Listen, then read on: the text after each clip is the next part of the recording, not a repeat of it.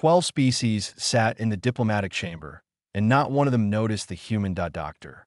Nadia Okonkwo had grown, used to being invisible.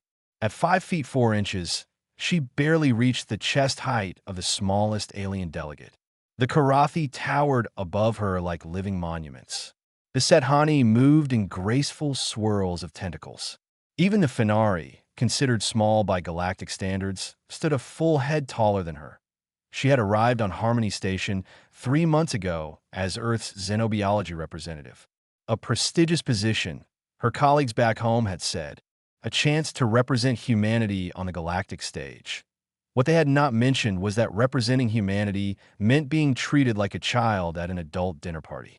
The human presence is noted, Ambassador Velthrix announced at the start of every session. His voice carried the particular tone that Nadia had learned to recognize as barely concealed contempt. Though we remind the Council that Category 0 species hold observer status only. Category 0. The classification haunted humanity's every interaction with galactic civilization. When the Galactic Council had first assessed Earth, their scientists had measured everything wrong. They had noted human fragility compared to species with natural armor. They had recorded human slowness compared to beings that could outrun ground vehicles. They had documented human weakness compared to creatures that could bend metal with their bare appendages. What they had failed to measure was what happened inside a human mind when survival demanded creativity. Nadia sat in her designated corner of the chamber, a datapad on her lap. The other delegates assumed she was taking notes on the proceedings. She was not. She was cataloging. The ventilation system cycled every 43 seconds. The emergency exits were sealed with magnetic locks that required a 4-digit code. The furniture was constructed from a lightweight alloy designed for easy reconfiguration, which meant the joints were held together with simple friction connectors.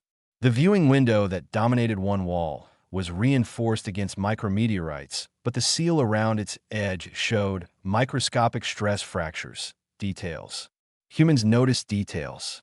It was perhaps their only evolutionary advantage in a galaxy of superior physical specimens. The matter of human integration remains tabled, Velthrix continued. His 4 arms gestured dismissively in Nadia's direction. Until such time as the species demonstrates capability beyond their current classification, their role shall remain observational. Station Director Prill, a nervous Sethani whose tentacles never stopped moving, made a sound of mild protest. The human representative has shown adequate intellectual contribution to our discussions. Adequate is not sufficient for active participation. Velthrix's eyes, all 6 of them, fixed on Nadia briefly. No offense is intended, of course. Humans are quite charming in their limitations. But the Council cannot lower its standards simply to accommodate a species that evolution has not yet finished with. Nadia said nothing. She had learned that arguing accomplished nothing except confirming their assumptions about human emotional instability. Instead, she watched. She watched the way Velthrix's subordinates deferred to him, creating a clear hierarchy that suggested rigid command structures. She watched how Director Prill's tentacles moved faster when stressed, betraying anxiety despite their calm words. She watched the young Fenari delegate named Yith, barely out of adolescence by his species standards, who seemed as out of place among these politicians as she felt. Yith caught her looking and quickly glanced away. There was something in his expression that Nadia recognized. Fear, not of her, but of everything around him. He had been sent here by his government as a token gesture, she suspected, too young and inexperienced to matter, but present enough to claim participation. She understood that feeling intimately. The session continued for another hour. Trade agreements were discussed. Territorial disputes were mediated. A mining rights conflict between 2 systems was resolved through careful negotiation. Nadia absorbed it all, filing away information that might prove useful someday. When the session ended, she made her way toward the exit. The low gravity of the station made her movements feel strange even after 3 months. Harmony Station calibrated its rotation to provide the galactic average gravitational force, which was approximately 60% of Earth normal. Most species found this comfortable. Humans found it disorienting. Their bodies evolved for a heavier world, constantly overcorrected. Simple movements became awkward. Walking became bouncing. Sitting became a careful negotiation with physics, another mark against them in the galactic assessment. Nadia had spent her first month on the station training herself to move smoothly. She had spent hours in her quarters, practicing basic locomotion until her muscle memory adapted. Now she could walk without stumbling, though she still felt the wrongness in every step. She was halfway to the exit when the lights flickered. The change was subtle. Most of the delegates did not notice. But Nadia had been watching those lights for 3 months, counting their patterns, noting their rhythms. The flicker was wrong. She stopped walking. The chamber doors burst inward. 12 figures in sealed armor poured through the entrance. They moved with military precision, weapons raised, shouting commands in a language that Nadia's translator struggled to process. The delegates around her erupted in chaos. Screams filled the air. Bodies scrambled for cover that did not exist. Nadia did not scream. She did not scramble. She watched. Entry points. 2 doors, both now controlled by the attackers. Weapons. Energy-based, military-grade, designed for incapacitation at low settings and lethal force at high. Formation. Standard breach pattern, suggesting formal training. Armor. Sealed against environmental hazards, but the joints showed limited flexibility at the shoulders and knees. The lead figure removed his helmet. A scarred face emerged, belonging to a species Nadia did not immediately recognize. His eyes swept the room with cold satisfaction. "Ladies and gentlemen," he announced in perfectly translated common speech, "you are now guests of the Purity Covenant. Cooperation will be rewarded. Resistance will not." His gaze moved across the delegates, assessing their value. When his eyes reached Nadia, he paused. Then he laughed. A human. He turned to his subordinates with genuine amusement. They actually let a human attend these sessions? The terrorists joined in the laughter. Nadia said nothing. Her hand found the edge of a nearby chair, feeling the friction connectors that held its legs in place, and she began calculating. They sorted the hostages like cargo. Commander Drex walked among them with a datapad, checking species against some internal list. The Karathi delegates were separated first, their massive bodies herded toward the front of the chamber where they could be watched easily. Their size made them valuable hostages, but also potential threats. "Restrain those ones properly," Drex ordered. His soldiers moved with practiced efficiency, binding the Karathi with reinforced cables. The Sethani came next. Director Prill's tentacles had gone completely still, a sign of absolute terror in their species. They were bound with electromagnetic bands that prevented their appendages from moving one by one. The delegates were assessed and secured according to their species' capabilities and political value. When Drex reached Nadia, he barely paused. "Human," he said, glancing at his datapad. "Category 0. Observer status only." A smile crossed his scarred face. "Tie her hands. Standard restraints. Nothing special needed for the galaxy's pets." One of his soldiers approached with simple plastic bindings, the kind used for minor detainees, the kind that assumed the prisoner posed no real threat.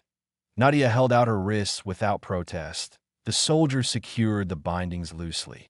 Why bother with proper technique for something so harmless? He moved on to the next hostage without a second glance. Nadia flexed her wrists experimentally. The bindings had perhaps a centimeter of give. Enough. She let herself be herded with the other low-value hostages toward the back of the chamber. This group included several junior delegates, administrative staff, and Yith, the young Fenari who had been watching her earlier. Yith was injured. Nadia noticed immediately. His left arm hung at an awkward angle, and pale blue blood seeped from a gash on his head. During the initial breach, one of the terrorists had struck him for moving too slowly. He sat against the wall now, shaking visibly. His large eyes were wet with tears he was trying desperately to hide. Nadia settled beside him. "Your arm is dislocated," she said quietly. "And that head wound needs pressure." It flinched at her voice. Up close, she could see how young he truly was. Barely an adult by Fenari standards. Probably his first diplomatic assignment. They told us humans were harmless, he whispered. They said you were like children, innocent, unable to understand complex situations. They told you wrong, Nadia replied. She was already tearing a strip from her sleeve. Stay still. This will hurt. She pressed the fabric against his head wound. He hissed in pain, but did not cry out. Good instincts. Why are you helping me? He asked. Because you need help, but they will hurt you if they notice. Nadia glanced toward the terrorists. They were busy securing the high-value hostages, arguing among themselves about communication demands and negotiation strategies. Nobody was watching the harmless human tend to the injured child. They will not notice, she said. We are beneath their attention. She meant it as reassurance. It came out sounding like something else. While she worked on Yitha's wounds, she continued her observation. The terrorists numbered 12, matching the breach team exactly. No reinforcements had arrived, suggesting this was a contained operation. Their weapons were uniform, indicating a well-funded organization. Their discipline was good, but not perfect. The soldier guarding the secondary exit kept checking his weapon nervously. New recruit. The one near the main door favored his left side when he moved. Old injury, probably to the hip. Commander Drex had positioned himself at the center of the chamber, establishing visual dominance. Classic leadership behavior. He wanted his prisoners to see him as the authority. That suggested ego. Ego could be exploited. What is the Purity Covenant? Nadia asked Yith quietly. The young Fenari shuddered. Extremists. They believe that the galaxy should be cleansed of what they call inferior species. Usually they target remote colonies. This is different. His voice dropped even lower. They want something here. Something specific. Do you know what? No, but Ambassador Velthrix does. I saw his reaction when Drex mentioned their name. Fear. Real fear. And Velthrix is not easily frightened. Interesting. Nadia filed that information away to an hour passed. Then, too, the terrorists established their perimeter and began broadcasting demands. Nadia could not hear the specific words, but she understood the pattern. Hostage situations followed predictable rhythms. Initial contact, proof of life, negotiations, either resolution or escalation. The Purity Covenant had chosen escalation. Drex returned from his communication station with cold satisfaction on his face. The Council has refused our demands. They believe we are bluffing. He surveyed the hostages with theatrical disappointment. We will have to convince them otherwise. He raised his weapon. One hostage every hour until they understand we are serious. We will start with the worthless ones. No point wasting valuable leverage on demonstrations. His eyes moved across the low-value hostage group. Nadia felt Yith tense beside her. Drex's finger pointed at the young Fenari. That one, the child. His death will send a message without costing us anything useful. Two soldiers moved toward Yith. The young Fenari made a sound of absolute terror, pressing back against the wall as if he could phase through it. Nadia stood. Take me instead. The words came out calm, steady, as if she were offering to trade seats at a dinner party rather than volunteering for execution. Drex turned to face her. Surprise flickered across his features, followed by amusement. The human speaks. He approached her slowly, savoring the moment. The galaxy's most pathetic species wants to play hero. He towered over her. 3 times her mass, twice her height. Armed with technology her home world had only begun to understand. How precious, he said. How wonderfully, tragically precious. The child has value, Nadia replied. Her voice did not waver. His family is connected to Fenari leadership. Killing him will unite their faction against you. I have no such connections. No value. No one will negotiate harder because of my death. Drex studied her. His eyes showed the particular confusion of someone whose worldview had encountered something unexpected. You are serious, he said finally. You actually believe you can save him by sacrificing yourself. I believe in making logical choices. Drex laughed, not the mocking laugh from before. Something genuine, almost respectful. Very well, little human. Very well. He holstered his weapon and spread his arms wide. You wish to die for this child? Then let us make it memorable. Let all these witnesses see what human courage looks like. He stepped closer, close enough that Nadia could smell the chemical residue on his armor. Tell me, he whispered, do you even know what death means? Your species has barely crawled out of your planetary cradle. You have no conception of true mortality. Nadia looked up at him. Her expression was calm. Her eyes were cold. We know exactly what death means, she said. We evolved alongside it. Her hands moved. Nadia had dislocated her thumb within 10 seconds of being restrained. It was a simple technique. Painful but simple. Humans had been escaping from bondage for as long as they had been tying each other up. The trick was applying pressure at the right angle, folding the thumb against the palm, and sliding free before the swelling started. She had spent 2 hours with her hands positioned carefully, keeping the bindings visible while the thumb healed enough to move properly.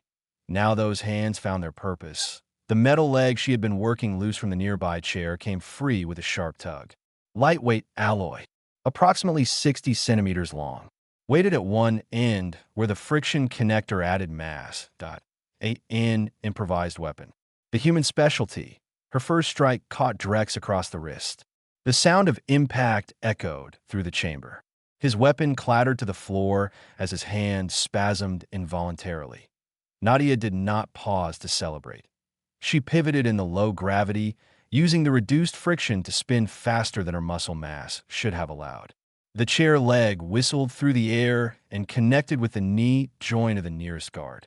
The armor protected against direct trauma, but the joint flexibility she had noted earlier meant the impact transmitted directly to the tissue beneath. He went down screaming. The nervous guard near the secondary exit was already raising his weapon. Nadia had been watching him for hours. She knew his patterns. He would aim center mass. He would hesitate before firing. She threw herself sideways. The energy bolt passed through the space she had occupied a heartbeat earlier. In the reduced gravity, her dive carried her further than it would have on Earth. She rolled with the momentum, coming up beside a heavy diplomatic desk. The desk weighed perhaps 80 kilograms. On Earth, moving it would have been difficult. Here, in 60% gravity, the effective weight dropped to 48 kilograms. Still heavy, still awkward, but movable. Nadia planted her feet against the wall and pushed. The desk slid across the polished floor, gathering speed as she guided it toward the guard formation near the main entrance. They scattered. Disciplined soldiers knew better than to hold formation when something heavy was coming at them. But scattering meant breaking their coverage pattern. It meant creating gaps. Nadia was already moving through those gaps. She caught the nervous guard before he could recover from his dodge.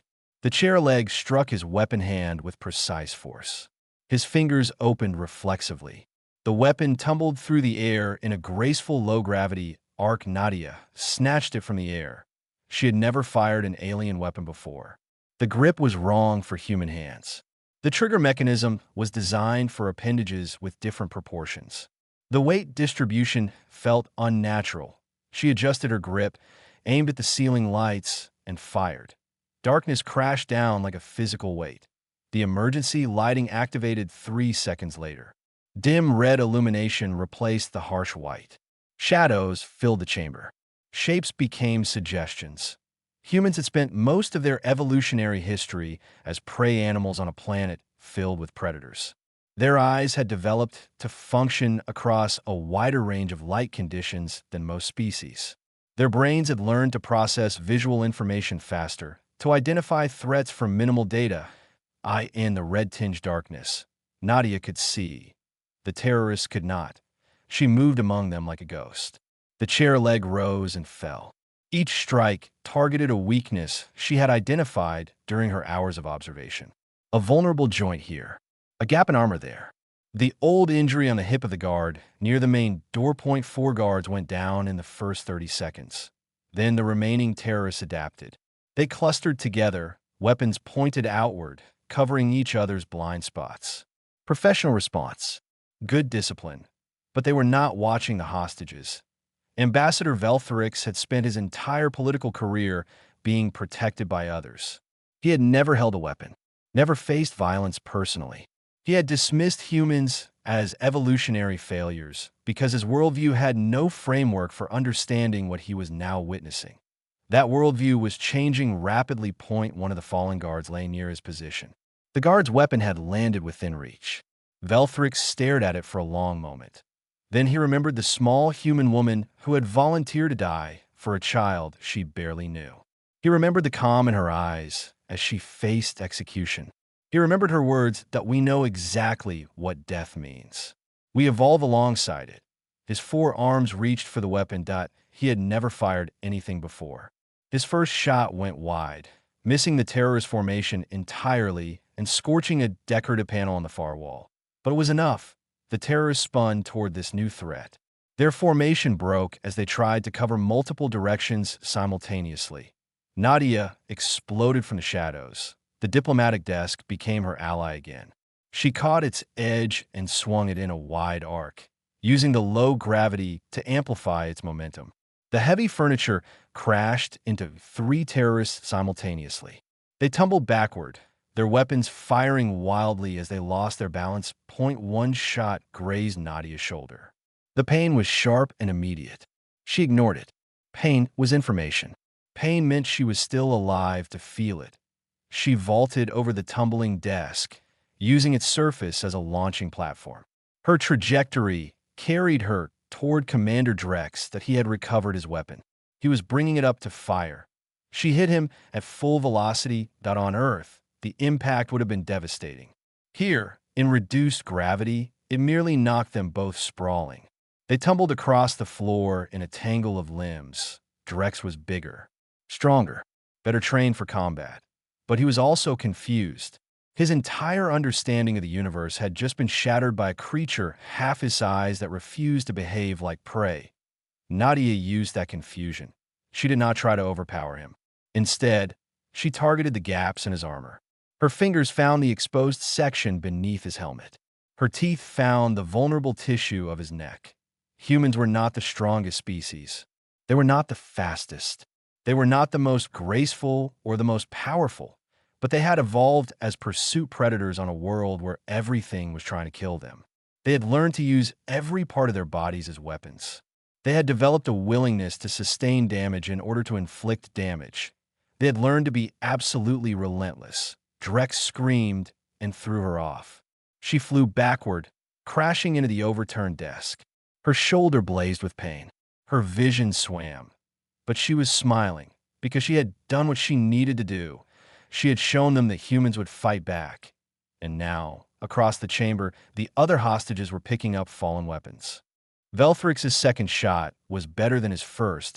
IT caught one of the remaining terrorists in the leg, dropping him instantly. The weapon's energy discharge was designed for incapacitation, not killing. Velthrix was grateful for that. He had never killed anyone. He was not sure he wanted to start, but he was willing to hurt people who threatened innocent lives. Around him, the other hostages were transforming. Species that had spent millennia in peaceful civilization were discovering something primal within themselves. Fear became anger. Helplessness became action. Nadia had sparked something that could not be contained. She picked herself up from where Drex had thrown her. Her shoulder was bleeding. Her body ached from impacts she had not fully registered. But her mind remained clear. "You with the claws," she called to a Methani delegate she had been observing. "The secondary exit. 2 guards. Can you handle them?" The Methani looked at his own appendages as if seeing them for the first time. 3-centimeter claws designed for climbing trees on his homeworld. Never used for violence. Never considered as weapons. Until now. "I can handle them," he said. "You with the infrared vision," Nadia continued, pointing to a species she did not recognize. "Watch the ventilation access. If reinforcements come, they will use that route." She was not commanding through rank or authority. She was commanding through competence, through the simple fact that she knew what to do and was willing to do it. The hostages responded. Director Prill's tentacles had begun moving again. No longer frozen with fear, they now wrapped around debris and furniture, building improvised barricades. The Sethani might not be fighters, but they were builders. They could create defensive positions that would slow any counterattack. The Karathi ambassador had been freed from his restraints by a smaller delegate using a fallen guard's tool. His massive body now blocked the main entrance entirely. No one was getting through that door without going through him. "You are organizing resistance," Drex snarled. He had regained his feet, though blood dripped from the wound Nadia had inflicted on his neck. "You think this changes anything? Reinforcements will arrive. Your pathetic uprising will be crushed." "Maybe," Nadia replied, "but not before we make you regret every choice that brought you here." She had lost a chair leg somewhere during their struggle. She picked up a fallen weapon instead. The grip was still wrong, but she was adapting. Humans always adapted. "You do not understand what you are facing," Drex continued. "The Purity Covenant has resources you cannot imagine. We have been planning this operation for years, and yet you are losing to a human and a group of diplomats." Something shifted in Drex's expression. The arrogance cracked, revealing genuine uncertainty beneath. Nadia recognized that look. She had seen it before. On Earth, predators wore that expression when prey stopped running and started fighting back. "I want to understand something," she said, keeping her weapon trained on him. "You called us pets. The galaxy's failures. Evolutionary dead ends. Because you are. Then explain what is happening right now." She gestured at the chamber around them, at the fallen guards, at the transformed hostages, at the entire situation that had spiraled beyond Drex's control. "Explain how the weakest species in the galaxy just took apart your elite team." Drex had no answer. Behind Nadia, the Methani delegate had reached the secondary exit. His claws flashed in the emergency lighting. 2 guards went down before they understood what was happening. The door was secured. "You measured the wrong things," Nadia continued. "Your scientists came to Earth and saw a small, fragile species with no natural armor, no speed, no strength. They classified us as Category 0 and moved on." She stepped closer to Drex.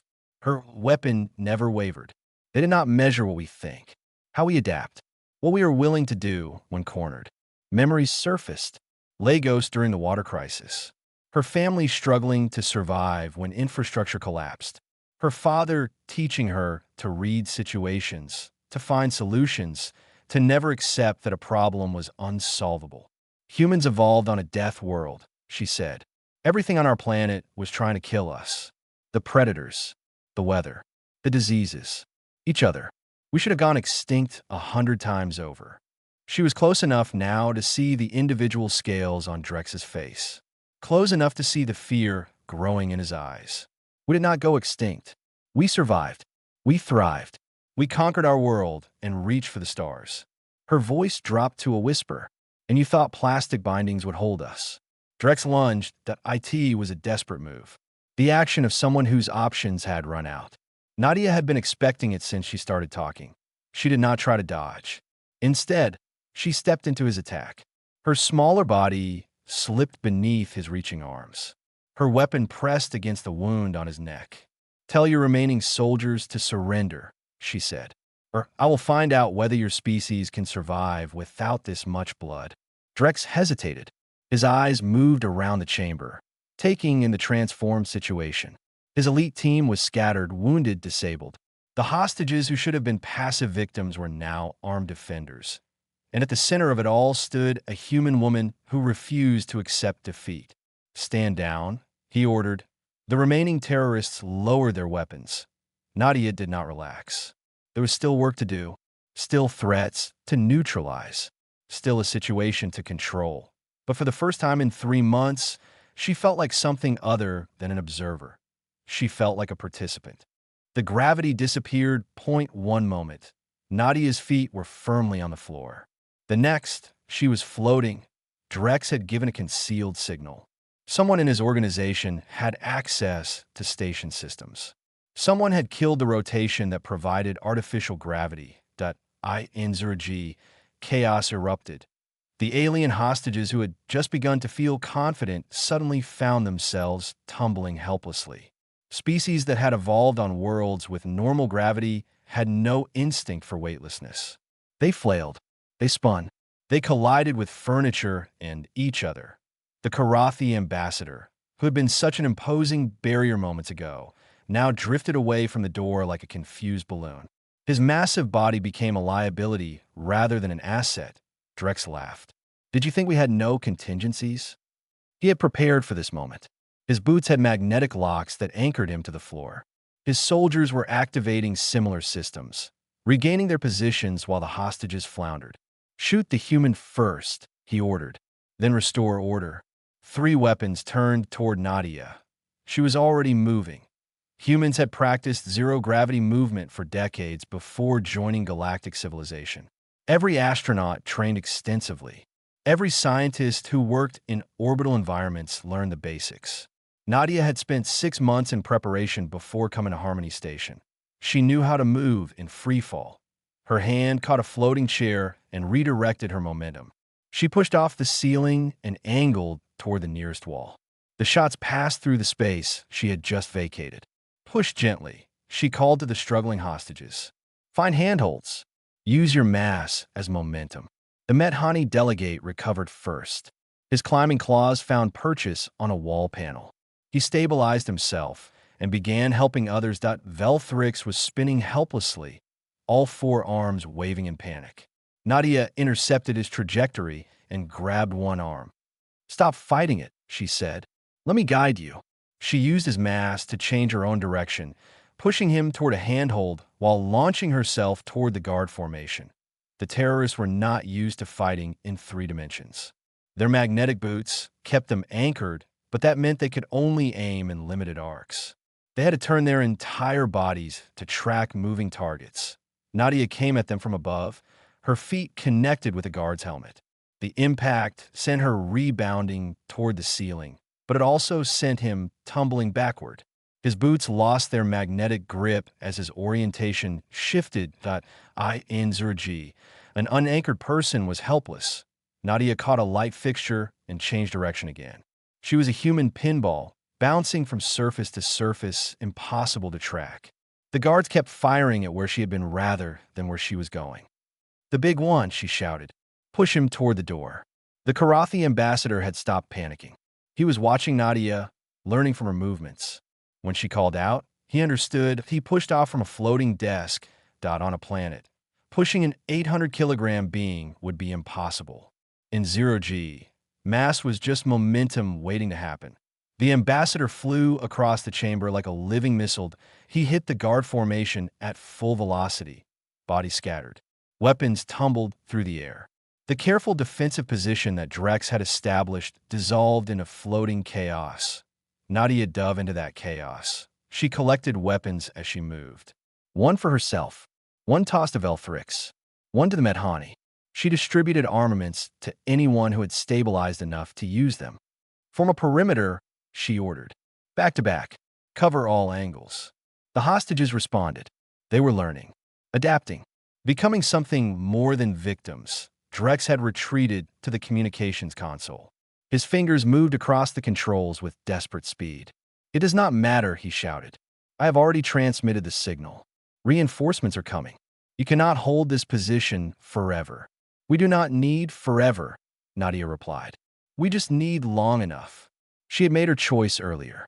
When she reached the door controls, she had opened communications instead of sealing the chamber.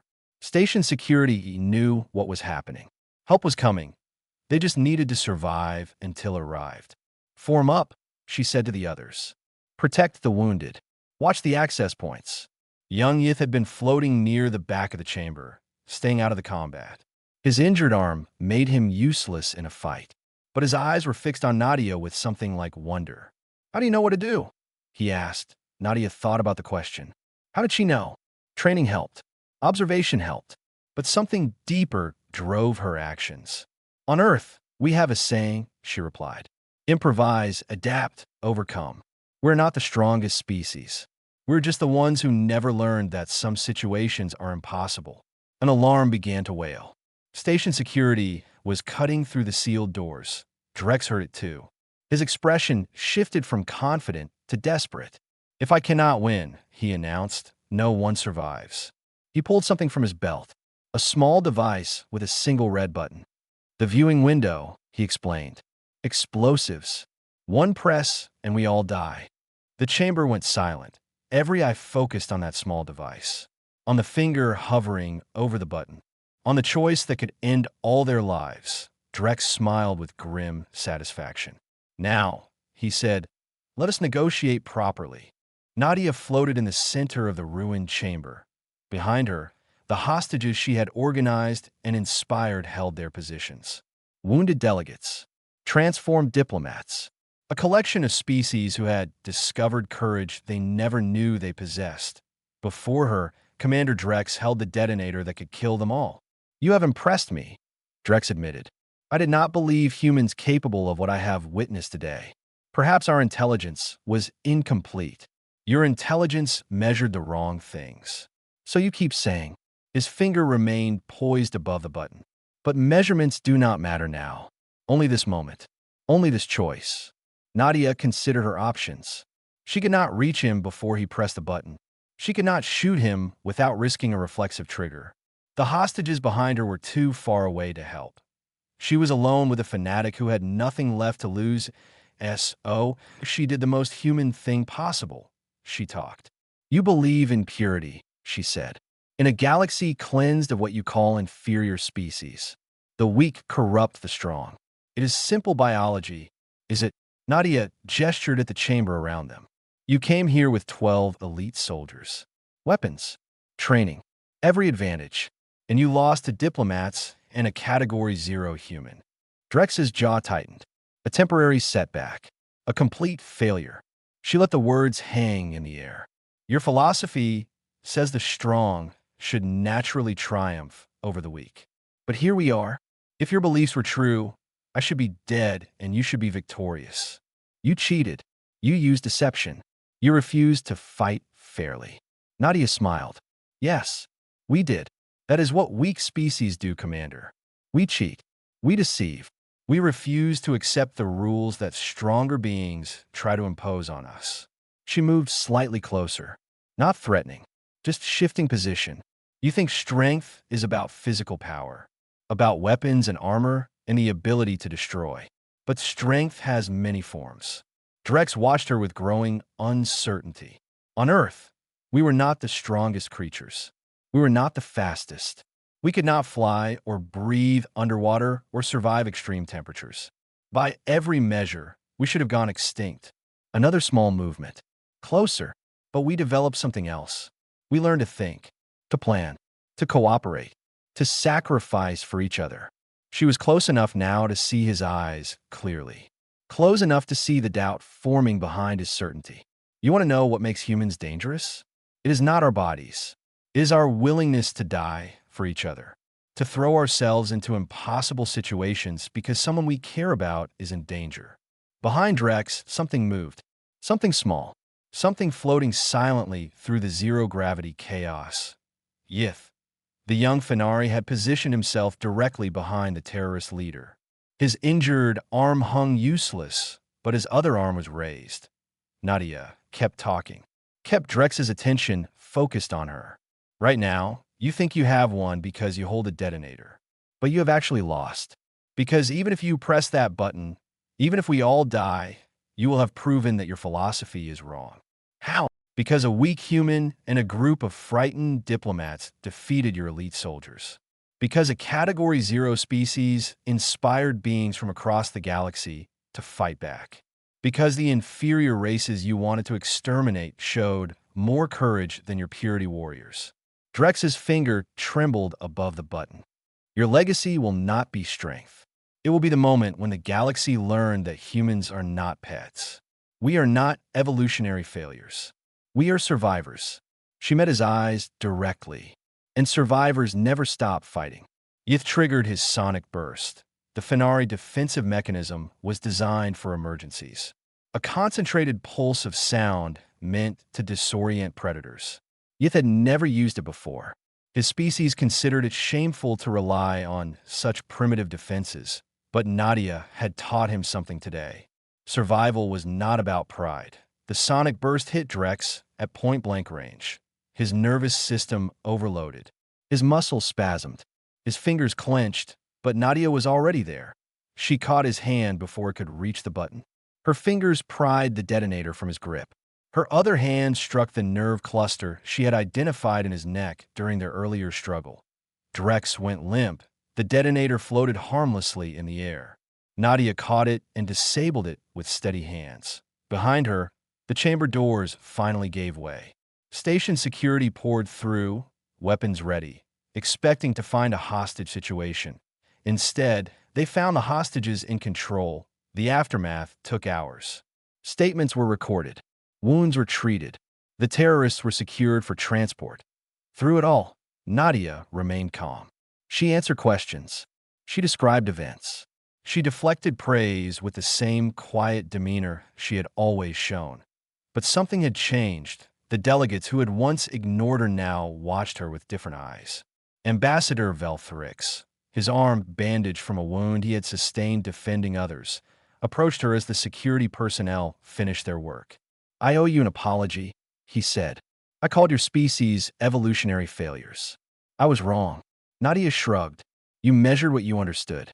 Most species do. What should we have measured?" She considered the question. Around her, the other delegates were gathering, listening, wanting to understand.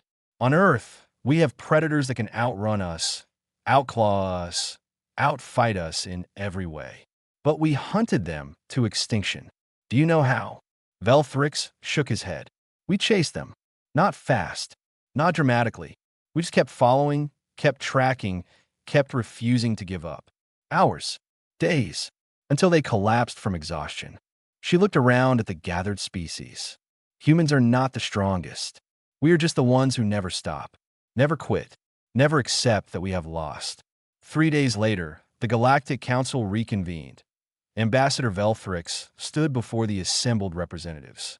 His bandages were visible reminders of what had happened. "I move that humanity's classification be reviewed," he announced. "Category 0 is inadequate. We measured physical attributes and missed everything important." He paused, searching for the right words. Humans are Category 0 for their enemies, for anyone who threatens what they protect. The motion passed unanimously. Nadia watched from her seat, not an observer anymore, a participant, a representative of a species the galaxy was finally beginning to understand. Yith sat beside her, refusing to leave her side since the crisis ended. "What happens now?" he asked. Nadia smiled. "Now we show them what humans can really do, when we are not being underestimated." Outside the viewing window, stars wheeled past in their eternal dance. A galaxy filled with wonders and dangers and species of every description. And among them, no longer labeled as pets or failures or evolutionary dead ends, walked humanity. They had called her defenseless. They had forgotten that on Earth, the most dangerous creatures are not the largest or the strongest. They're the ones who learn to think.